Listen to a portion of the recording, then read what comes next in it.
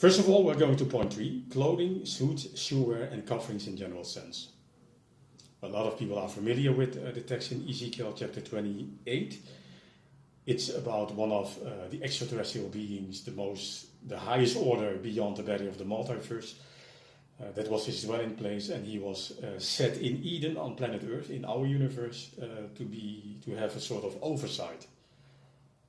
He is called the Anointed Cherub, and his beaming splendor is explained in chapter 28, and it is compared with all kind of capturing stones, jewelry, gems, such as ruby, topaz, jasper, chrysolite, onyx, sapphire, turquoise, emerald, etc., etc. It was a very capturing angel. Let's see. So, what is the point here?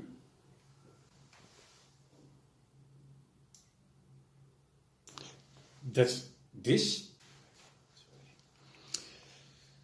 So every precious stone was your covering, and that's important in this. We see the word covering. So if we practice the principle of the knowledge of God, we see that things can be covered or need to be covered.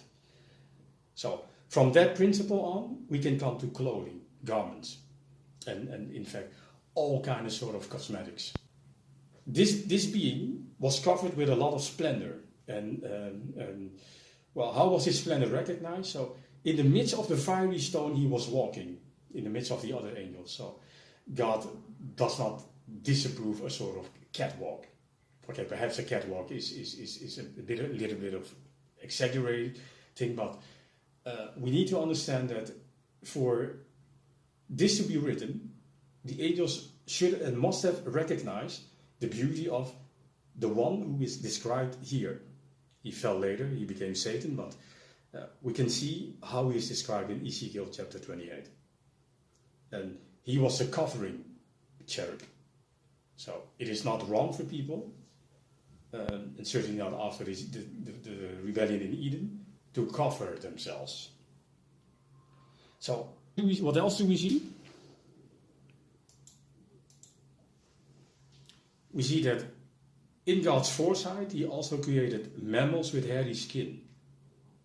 So they were created to glorify the Creator, and we can use those skins to make clothing and shoes and all kind of other ornaments that decorate the well-being of humans. In Genesis chapter 1 verse 24, we see that so also those were coded with in the back of the mind that they would come to a certain reach or range and never cross their range, but reproduce within their own boundary. So that's very interesting. So what is good, what is bad? Good was that living beings would reproduce within their own boundary and never cross the boundary. So we also do not become angels by law of nature. It's always an intervention, and it's an intervention in the case of a few. But that's another topic. So God in his foresight has brought animals with skin to help us to make clothing and cosmetics. So point 4, is beauty therefore wrong? And how can it benefit as a business person or as an individual?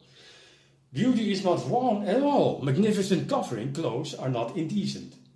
You see, if clothes are not indecent, then what is indecent?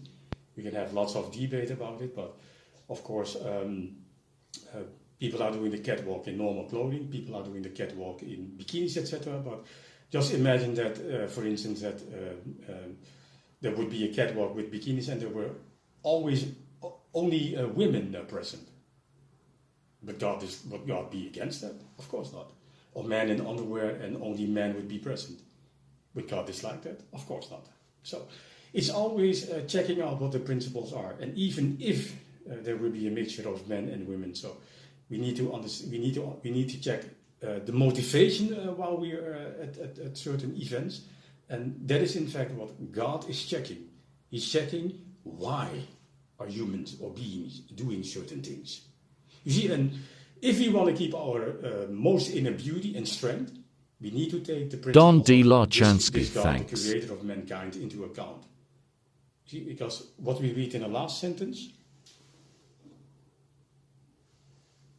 why would we fade away from a certain equilibrium and lose our most inner beauty and strength and the principle confront bound with the God of the Bible, the creator of heavens and earth?